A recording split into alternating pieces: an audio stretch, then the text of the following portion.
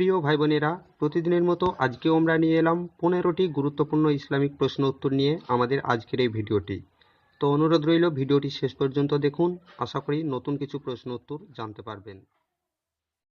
আজকের প্রথম প্রশ্ন, বিসমিল্লাহ কথার অর্থ কী? উত্তর, বিসমিল্লাহ কথার অর্থ হলো আল্লাহর নামে শুরু।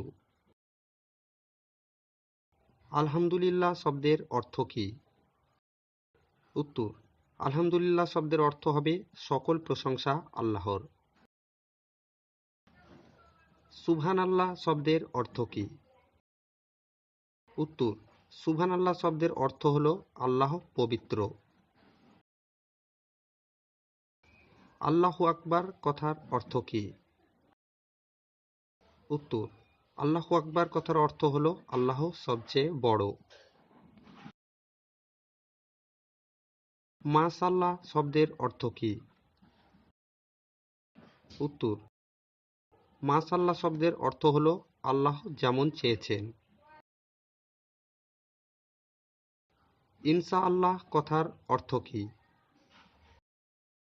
উত্তর, ইনশাআল্লাহ কথার অর্থ হল যদি আল্লাহ চান। লা ইলাহা ইল্লাল্লাহ এর অর্থ কী? উত্তর, লা ইলাহা ইল্লাল্লাহ কথার অর্থ হল আল্লাহ ছাড়া কোনো ইলাহা বা মাবুদ নেই। জাযাকাল্লাহ খাইরান কথার অর্থ কী?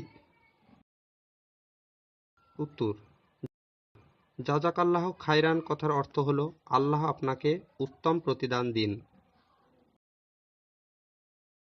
আস্তাগফিরুল্লাহ কথার অর্থ কী? উত্তর, আস্তাগফিরুল্লাহ কথাটি ব্যবহার করা হয় আল্লাহর কাছে ক্ষমা চাওয়া ও তওবা করার ক্ষেত্রে। এর অর্থ আমি আল্লাহর কাছে ক্ষমা চাই। সুবহানাল্লাহি ওয়া বিহামদিহি কথার অর্থ কী? উত্তর, এই কথার অর্থ হল আল্লাহ মহাপবিত্র এবং সকল প্রশংসা তাঁরই জন্য।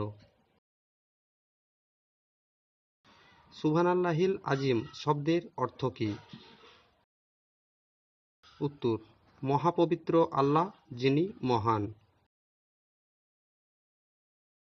লা হাওলা ওয়ালা কুওয়াতা ইল্লা বিল্লাহ এর অর্থ কী? এটি কখন বলতে হয়? উত্তর, এই কথার অর্থ হল আল্লাহর সাহায্য ও সহায়তা ছাড়া আর কোনো সহযোগিতা বা সাহায্য নেই। এটি আল্লাহর একাত্ম ও বড়ত্ব প্রকাশ করতে বলতে হয়। নাউজবিল্লাহ শব্দের অর্থ কী? এটি কখন বলতে হয়? উত্তর, নাউজবিল্লাহ শব্দের অর্থ হল এই জিনিস থেকে আল্লাহর কাছে আশ্রয় চাই। এটি সাধারণত মন্দ কিছু শুনলে কিংবা দেখলে তা থেকে আশ্রয় প্রার্থনা করতে বলতে হয়।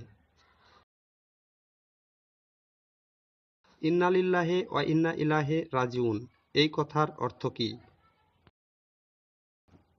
উত্তর, এর অর্থ নিশ্চয় আমরা মহান আল্লাহর জন্য এবং আমরা তার দিকেই ফিরে যাব।